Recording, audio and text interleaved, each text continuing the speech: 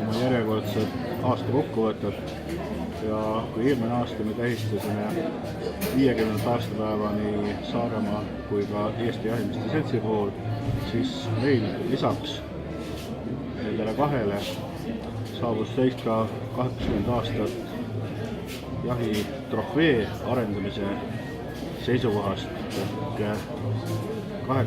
98. aastal me küttisime päris palju, aga meie tulemused olid kuidagi väga nõrgad ja siis oma arglike teadmiste puhul hakkasime üritama majandada hirve, et esimene samm selles oli, et lugeda neid harusid.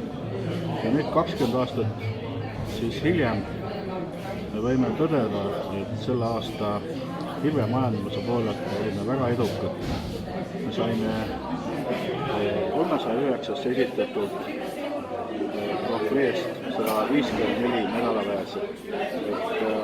Siin on tõesti nüüd hea tõdeda jahimeeste arusaama hirvemajandamisest, aga kahjuks on meil ka omad miinuspooled. 40 aastat tagasi me saime Põdra poolt ühe Grand Prix, mis 5 aastat tagasi jõudis siis maailma tabelisse, see oli Adri Lember Põdrasaarel.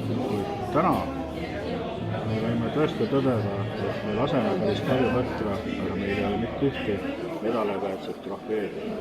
Et siin on nüüd, mida ja kuidas edasi minna.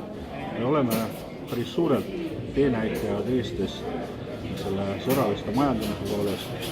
Meil on järgijaid nii Viljandi kui Põlvamaal ja mõni päev tagasi ilmselt huvi ka sõraliste majandamise vastu Tartumaa jahimäel.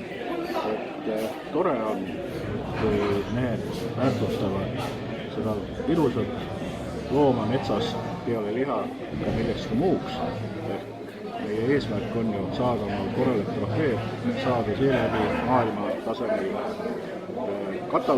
maailma kataloogi, et tunnustada ja väärtustada seda jahiulukit.